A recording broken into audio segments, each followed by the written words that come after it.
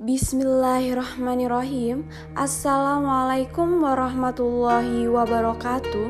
Sebelumnya yang terhormat Ibu Maya Melia MPD sebagai pengampu mata kuliah perpajakan. Kemudian kami dari kelompok 4 yang akan membahas tentang PPh pasal 25 dan PPh pasal 26. Kemudian adapun rekan anggota kelompok saya yang terdiri dari Arlina Mita Widya Astuti, NPM-nya 1951010287, kemudian Ayu Sapitri Dewi 1951010294, kemudian Arga Pramudia 1951010284, kemudian Desi Lestari 1951010306, kemudian Ego Dwijo Sulistyo 1951010331, kemudian saya sendiri Yani Evi Lidiawati 1951010337. Kemudian di mana di sini saya sebagai pemateri pertama yang akan menjelaskan tentang PPh pasal 25. Yang pertama yakni tentang pendahuluan, di mana ketentuan pasal 25 Undang-Undang Pajak Penghasilan mengatur tentang penghitungan besarnya angsuran bulanan yang harus dibayar sendiri oleh wajib pajak dalam tahun berjalan.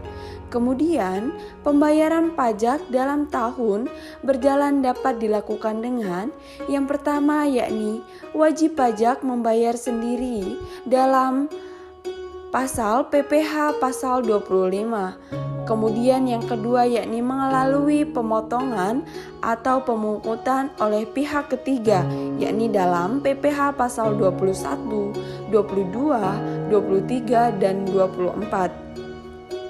Kemudian, cara menghitung besarnya PPh pasal 25 itu bagaimana? Yani, besarnya angsuran pajak dalam tahun berjalan yang harus dibayar sendiri oleh wajib pajak untuk setiap bulan adalah sebesar pajak penghasilan yang terutang menurut surat pemberitahuan pajak tahunan, pajak penghasilan tahunan pajak yang lalu dikurangi dengan pajak penghasilan yang dipotong sebagaimana dimaksud dalam pasal 21 dan pasal 23 Undang-Undang PPh serta pajak penghasilan yang dipungut sebagaimana dimaksud dalam pasal 22 Undang-Undang PPh. Kemudian, pajak penghasilan yang dibayar atau terutang di luar negeri yang boleh dikreditkan sebagaimana dimaksud dalam pasal 24 Undang-Undang PPh dibagi 12 atas banyaknya hutang dalam bagian tahun pajak untuk bulan-bulan sebelum batas waktu penyampaian surat pemberitahuan tahunan pajak penghasilan sama dengan besarnya angsuran pajak untuk bulan terakhir tahun pajak yang lalu.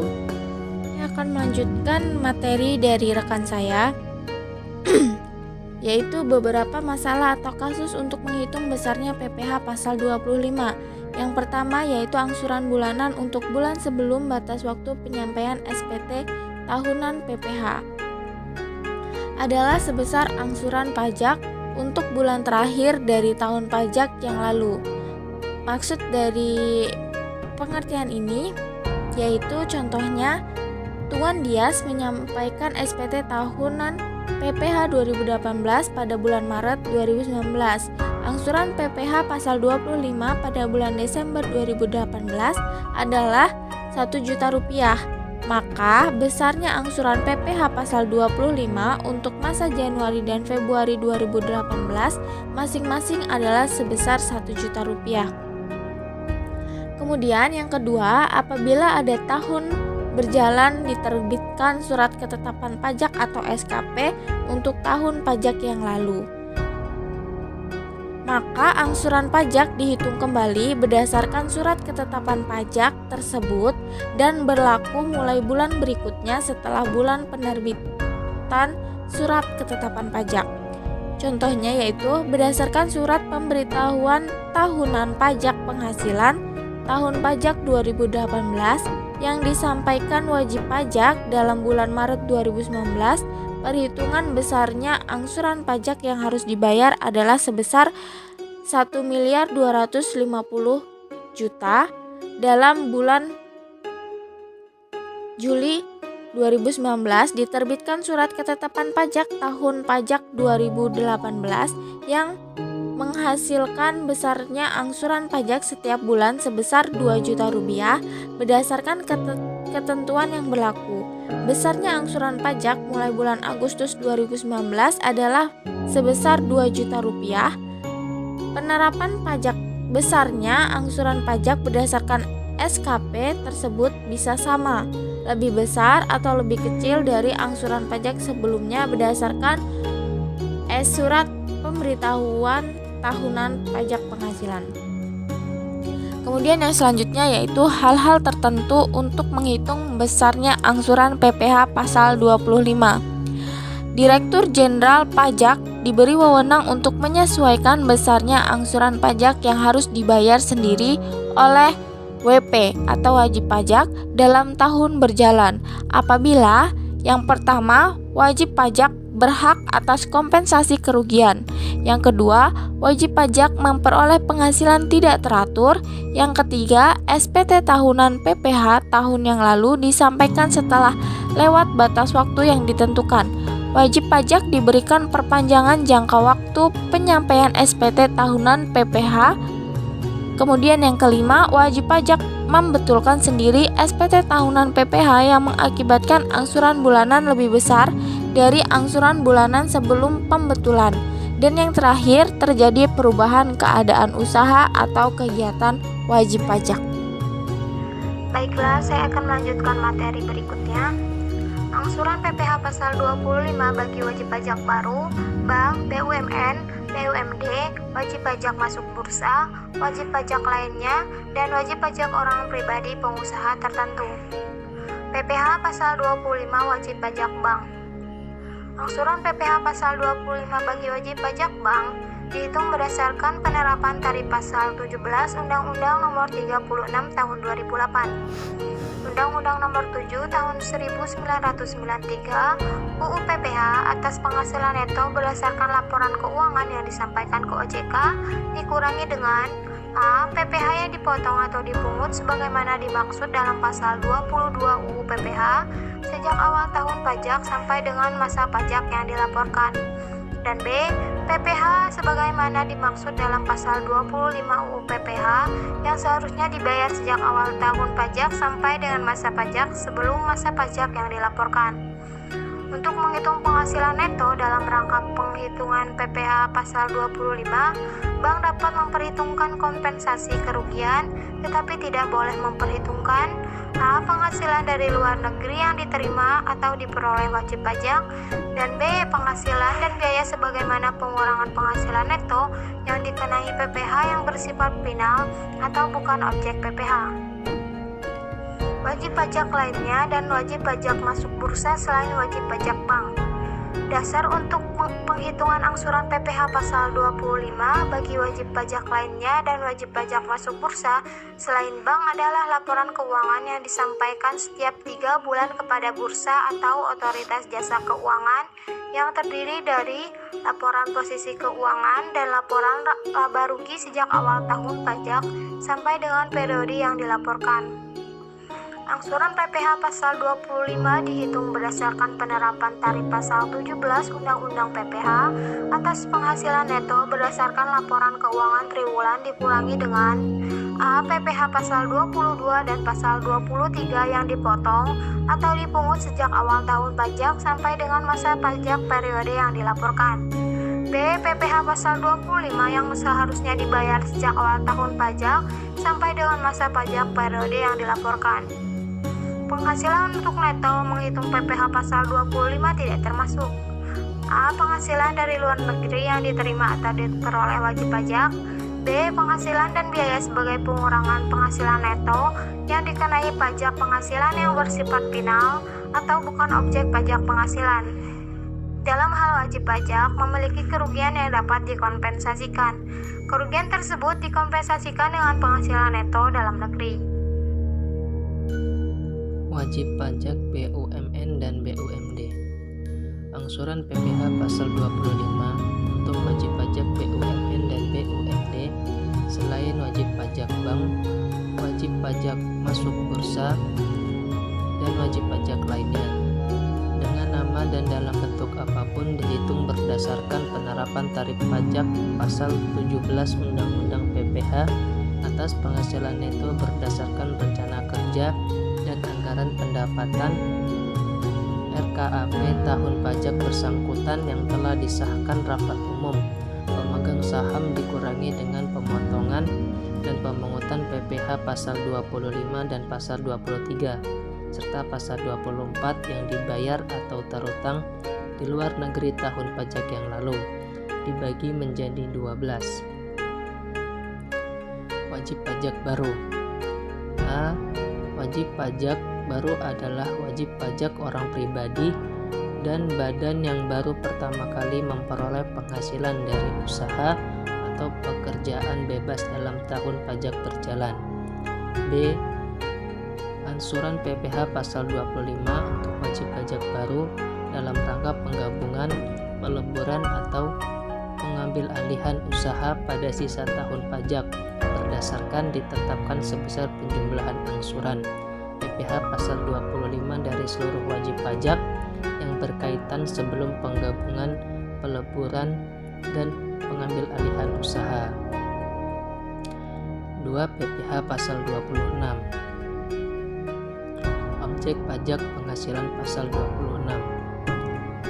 Penghasilan yang dipotong PPh pasal 26 adalah A. Dividen, B. Bunga termasuk premium, diskonto, dan imbalan sehubung dengan jaminan pengembalian utang. C. Royalti, sewa, dan penghasilan lain sehubung dengan penggunaan harta. D. Imbalan sehubung dengan jasa, pekerjaan, dan kegiatan. E. Hadiah dan penghargaan. F. Pensiun dan pembayaran berkala lainnya. G. Premi swab dan transaksi lindung nilai lainnya. H. Keuntungan karena pembebasan utang. Penghasilan dari penjualan atau pengalihan harta di Indonesia yang berupa A. Perhiasan mewah, B. Berlian, C. Emas, D. Intan, E. Jam tangan mewah, F. Barang antik, G. Lukisan, D. Mobil, I. Motor, J. Kapal pesiar, K. Pesawat terbang ringan. 3. Premium asuransi yang dibayarkan kepada perusahaan asuransi di luar negeri.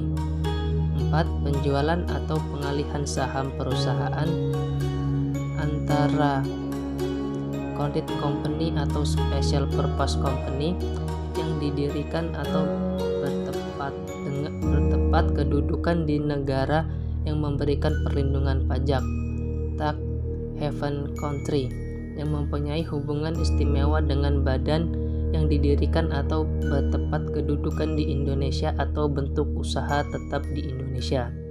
5.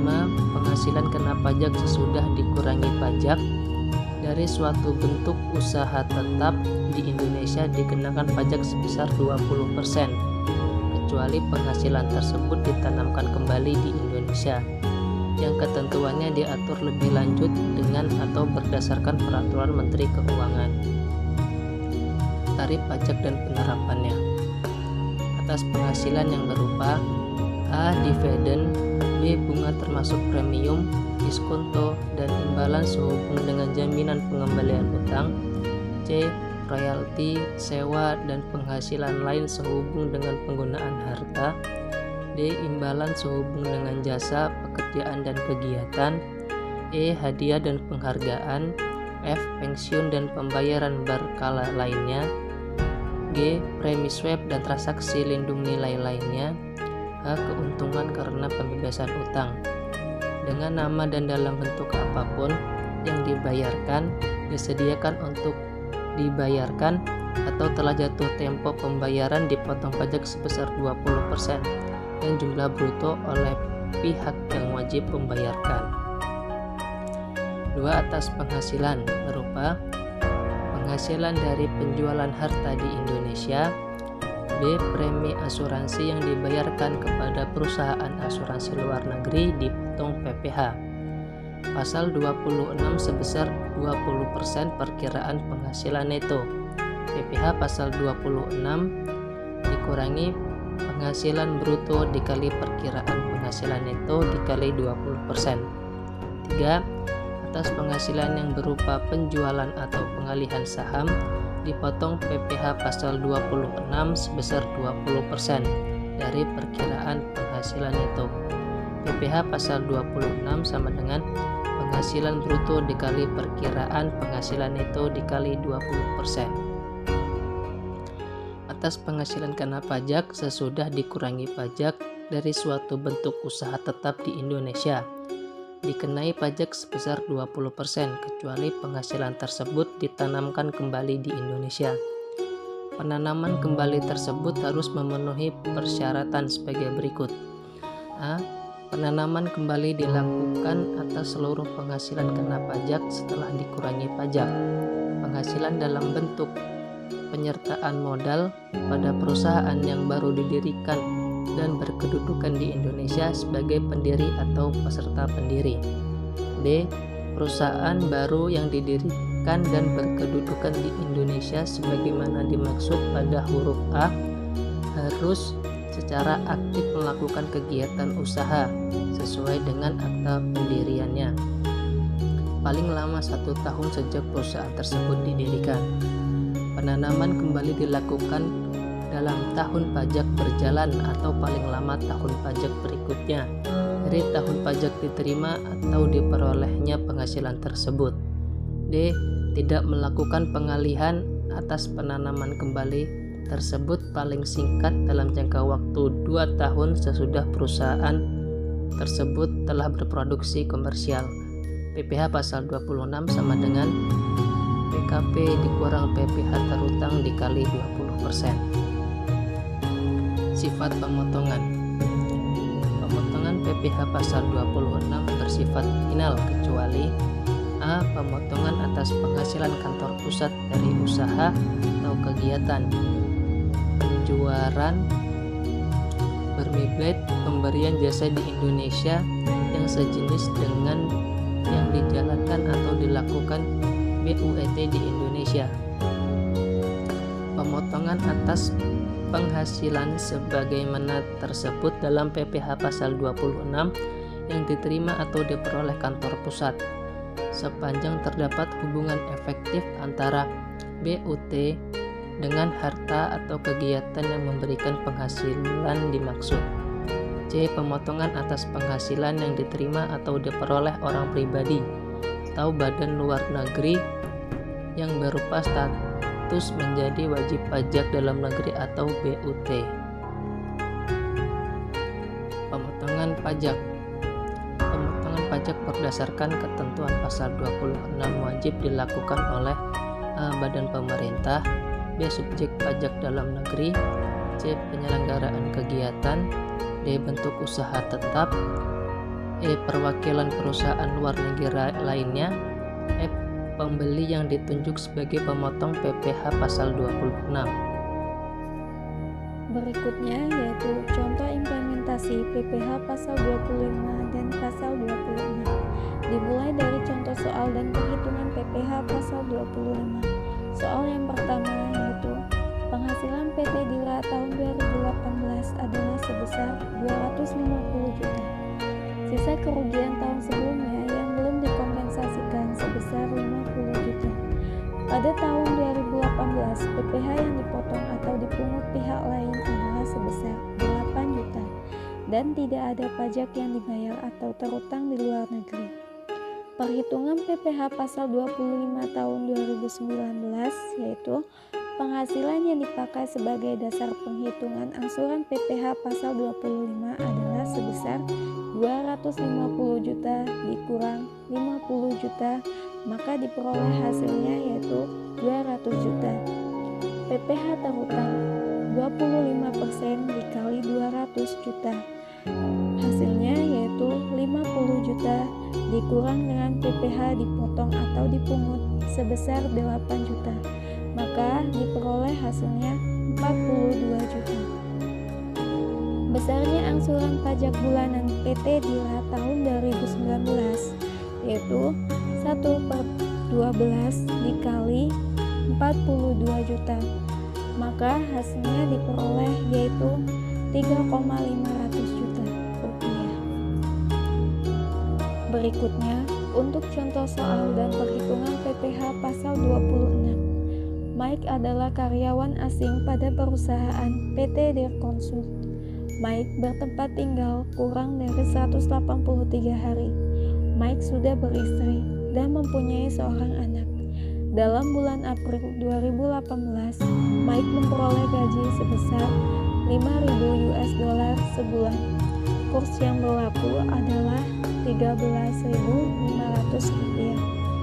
Perhitungan PPH pasal 26. Penghasilan bruto berupa gaji sebulan yaitu 5.000 dikali 13.500 rupiah, yaitu hasilnya 67.500.000 rupiah. Penerapan tarif yaitu 20% dikali 57.500.000 rupiah, maka diperoleh hasil yaitu 13.500.000 rupiah. PPH pasal 26 atas gaji Mike bulan April